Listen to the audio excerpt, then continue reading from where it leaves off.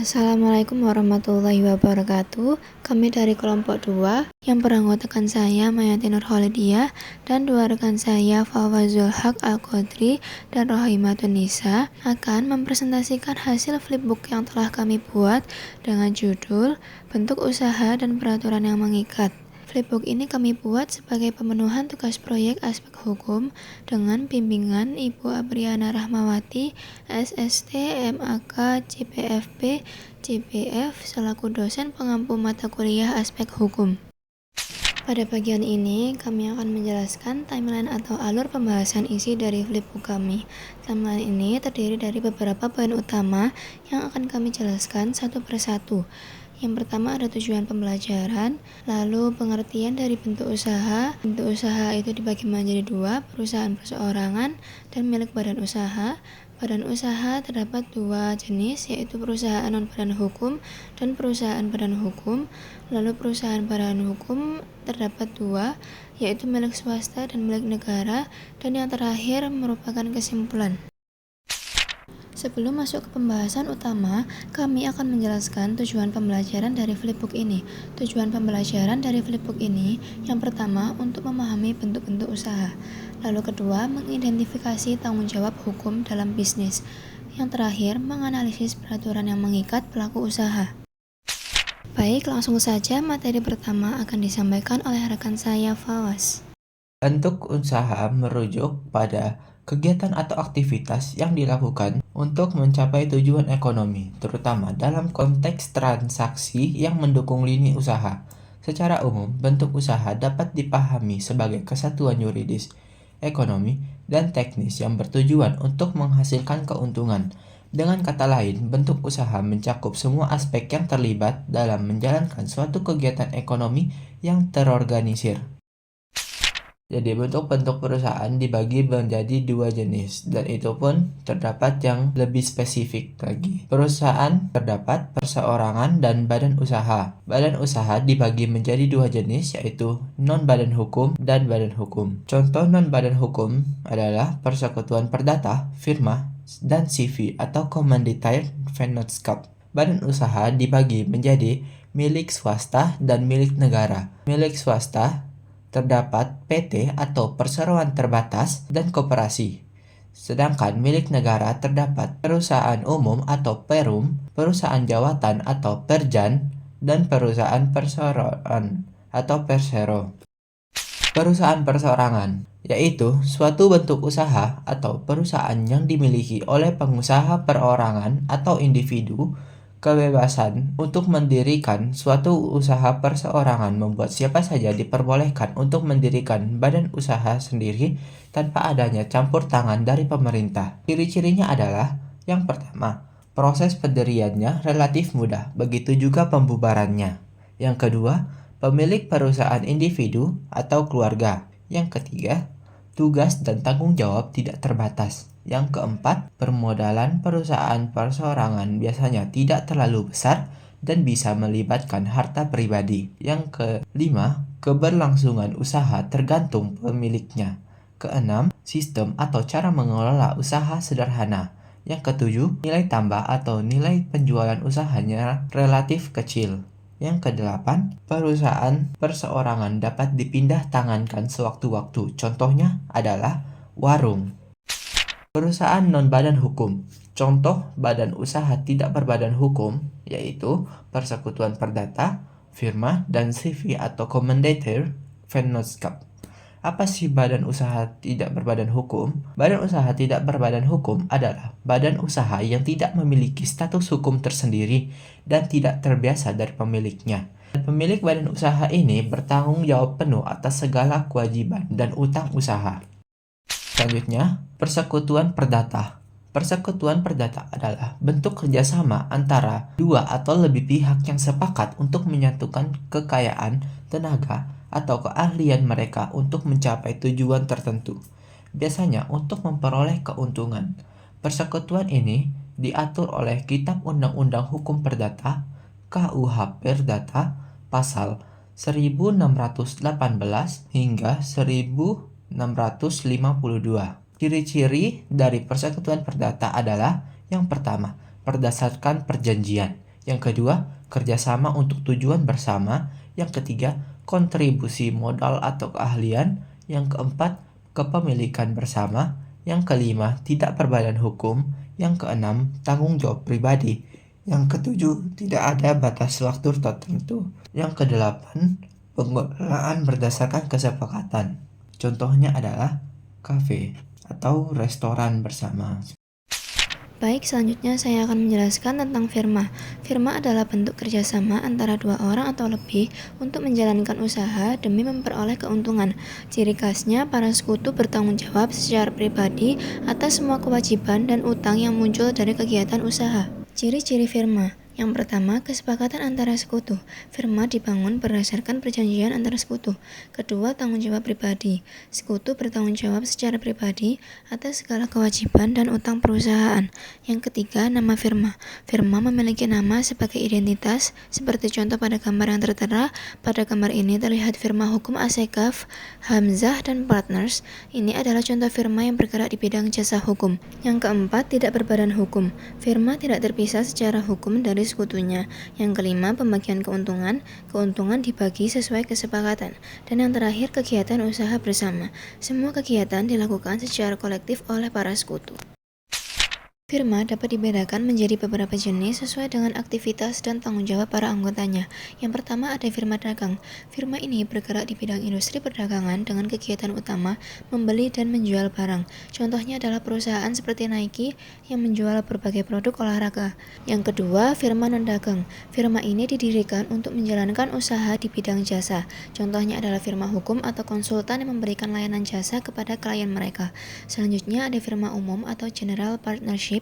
Di sini semua anggota firma memiliki kekuasaan dan tanggung jawab yang tidak terbatas atas jalannya perusahaan. Anggota firma juga bertanggung jawab penuh terhadap utang dan piutang perusahaan. Yang terakhir adalah firma terbatas atau limited partnership. Berbeda dengan firma umum, di firma terbatas ini anggota hanya bertanggung jawab sesuai dengan modal yang mereka setorkan. Jadi risiko yang mereka tanggung lebih kecil. Contohnya adalah firma seperti Indo Eternity. Selanjutnya, CV atau Communitaire Friendship adalah bentuk kerjasama antara dua atau lebih pihak. Dalam CV terdapat sekutu aktif yang mengelola perusahaan dan sekutu pasif yang hanya menyumbangkan modal tanpa ikut terlibat dalam operasional. CV diatur dalam KUHD pasal 19-21. CV merupakan salah satu bentuk badan usaha yang sering digunakan di Indonesia karena keunggulannya yang fleksibel dan mudah didirikan. Ada beberapa kelebihan dari CV yang membuatnya banyak diminati. Yang pertama, modal awal yang relatif lebih kecil, sehingga cocok untuk bisnis dengan skala menengah atau kecil. Yang kedua, proses pendirian CV lebih mudah dan cepat dibandingkan badan usaha lain seperti PT. Yang ketiga, CV memberikan fleksibilitas dalam pengelolaan, terutama karena ada pembagian peran antara sekutu aktif dan sekutu pasif. Dan yang terakhir, biaya operasional CV cenderung lebih rendah sehingga menguntungkan bagi bisnis yang baru berkembang. Teman-teman pernah kepikiran nggak apakah CV bisa diubah jadi PT? Jawabannya bisa. Jadi kalau CV kalian merasa sudah waktunya naik kelas, misalnya karena bisnis semakin besar dan butuh struktur hukum yang lebih kuat, kalian bisa mengubahnya jadi PT. Caranya nggak ribet kok, meskipun tetap butuh beberapa langkah legal. Pertama, kalian perlu urus perubahan akte perusahaan, lalu daftarkan lagi ke Kementerian Hukum dan HAM biar sah di mata hukum. Lalu yang terakhir, sesuaikan modal dasar sesuai aturan PT. Kalau semua sudah beres, selamat, bisnis kalian resmi jadi PT. Proses ini cocok banget buat yang mau lebih serius dan profesional dalam mengelola usaha. Selanjutnya, apa itu perusahaan badan hukum? Perusahaan badan hukum adalah badan usaha yang memiliki status hukum yang diakui negara, sehingga dianggap sebagai entitas terpisah dari pemiliknya. Perusahaan ini memiliki hak dan kewajiban seperti individu, misalnya memiliki aset, membuat perjanjian, dan bertanggung jawab secara hukum. Perusahaan badan hukum dapat dibagi menjadi dua jenis, yaitu milik swasta dan milik negara. Pertama, saya akan membahas tentang perusahaan milik swasta. Perusahaan milik swasta adalah perusahaan yang modalnya dimiliki oleh individu, kelompok, atau badan non-pemerintah dengan tujuan mencari keuntungan maksimal. Bentuk perusahaan milik swasta terdapat dua, yaitu PT dan koperasi. PT atau perseroan terbatas adalah badan usaha berbadan hukum dengan modal terbagi dalam saham. Pemegang saham hanya bertanggung jawab sebatas nilai sahamnya, diatur oleh Undang-Undang Nomor 40 Tahun 2007. Koperasi adalah badan usaha berbasis keanggotaan, bertujuan meningkatkan kesejahteraan anggotanya dan masyarakat, diatur oleh Undang-Undang Nomor 25 Tahun 1992.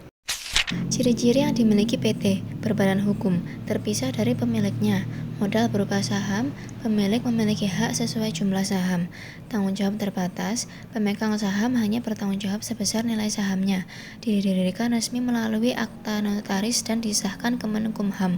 Tujuan utamanya untuk mencari keuntungan, yang terakhir struktur organisasi, RUPS, direksi, dan komisaris. PT terdapat dua jenis, PT terbuka atau go public. Modalnya terbuka untuk masyarakat luas dan sahamnya dijual di pasar modal. Contohnya adalah PT Telekomunikasi Indonesia atau Persero Tbk. Yang kedua, PT tertutup. Modalnya berasal dari kalangan terbatas, seperti keluarga atau kerabat. Saham tidak diperjualbelikan ke publik. Contohnya adalah PT Rosalia Indah. Baik, selanjutnya ada koperasi yang memiliki ciri-ciri sebagai berikut. Yang pertama itu beranggotakan orang atau badan hukum koperasi. Yang kedua berbasis prinsip gotong royong dan solidaritas. Yang ketiga, modal berasal dari simpanan anggota dan keuntungan usaha. Yang keempat, keanggotaan bersifat sukarela dan terbuka. Yang kelima, ada keuntungan atau sisa hasil usaha dibagi berdasarkan partisipasi anggota, bukan modal. Lanjut, jenis-jenis koperasi. Di sini kami mengambil 4 jenis-jenis dari koperasi. Sebenarnya masih banyak lagi jenis-jenis koperasi, cuman kami hanya mengambil 4 saja. Yaitu yang pertama, koperasi konsumsi, yaitu koperasi yang bergerak dalam usaha untuk memenuhi kebutuhan hidup sehari-hari bagi para anggotanya. Yang kedua itu ada koperasi produksi, yang mana koperasi berusaha secara bersama-sama dalam pengadaan dan penyediaan sarana prasarana produksi bahan baku, gudang penyimpanan, dan pemasaran hasil produksi. Yang ketiga ada koperasi jasa, yaitu koperasi yang bergerak di bidang jasa pelayanan umum yang diperlukan bagi para anggotanya. Contohnya itu ada Kopaja, yaitu Koperasi Angkutan Jakarta. Yang keempat ada koperasi serba usaha, yaitu koperasi yang mengelola dan menyediakan berbagai macam kebutuhan yang diperlukan oleh para anggotanya. Contohnya ada KUD, yaitu Koperasi Unit Desa. Selanjutnya ada perusahaan milik negara atau biasa disingkat BUMN, yaitu perusahaan yang sebagian besar atau seluruh modalnya dimiliki oleh pemerintah. Tujuan utama perusahaan ini adalah memberikan pelayanan publik, meningkatkan kesejahteraan masyarakat, dan sekaligus mencari keuntungan yang dapat menjadi sumber pendapatan negara.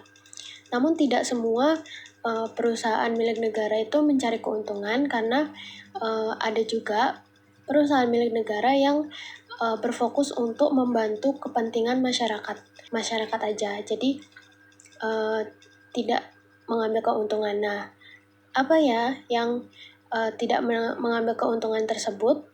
Langsung saja, di sini ada 3 jenis badan usaha milik negara. Yang pertama itu perusahaan umum atau perum.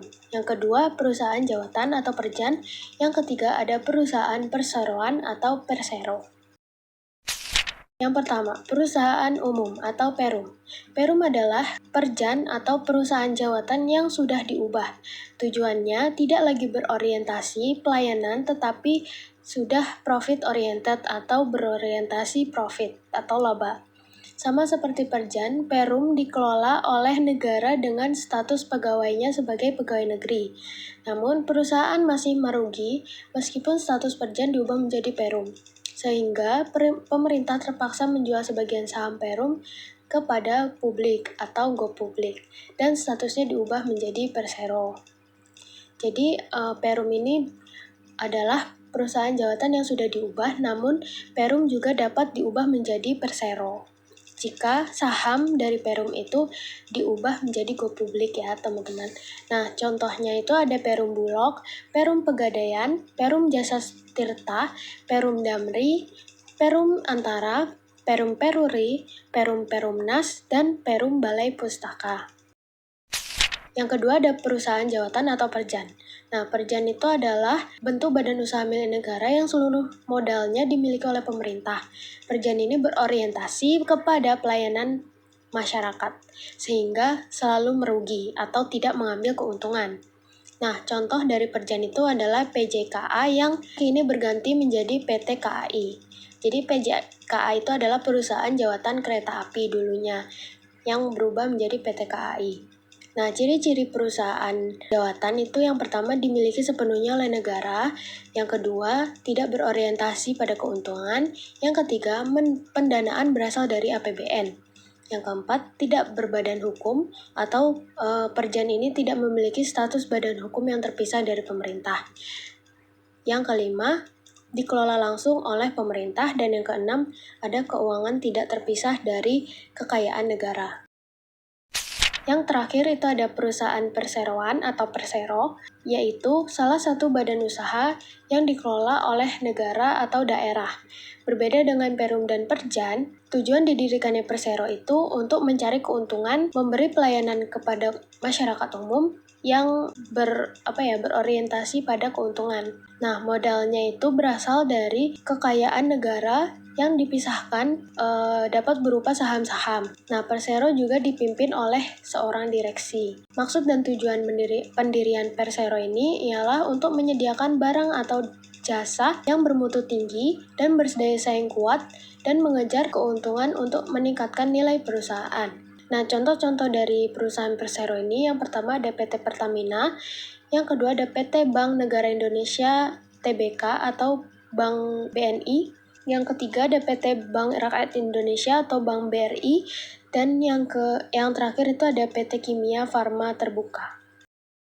Nah, kesimpulannya, terdapat dua jenis bentuk badan usaha yang memiliki hukum atau aturannya masing-masing, yakni perusahaan perseroan dan berbadan usaha. Perusahaan berbadan usaha terbagi lagi menjadi dua macam, yakni perusahaan non-badan hukum dan perusahaan berbadan hukum. Contoh perusahaan non-badan hukum yaitu Persekutuan Perdata, Firma, dan CV atau Komanditer Finanscap. Sedangkan perusahaan badan hukum terbagi lagi menjadi dua, yaitu perusahaan milik negara, contohnya perusahaan umum atau perum, perusahaan jawatan atau perjan, dan perusahaan perseroan atau persero. Adapun perusahaan milik swasta, itu contohnya ada PT atau perseroan terbatas dan koperasi. Dan yang terakhir, ini adalah sumber referensi yang kami gunakan. Baik, itu saja yang dapat kami sampaikan. Kurang lebihnya kami mohon maaf. Wassalamualaikum warahmatullahi wabarakatuh.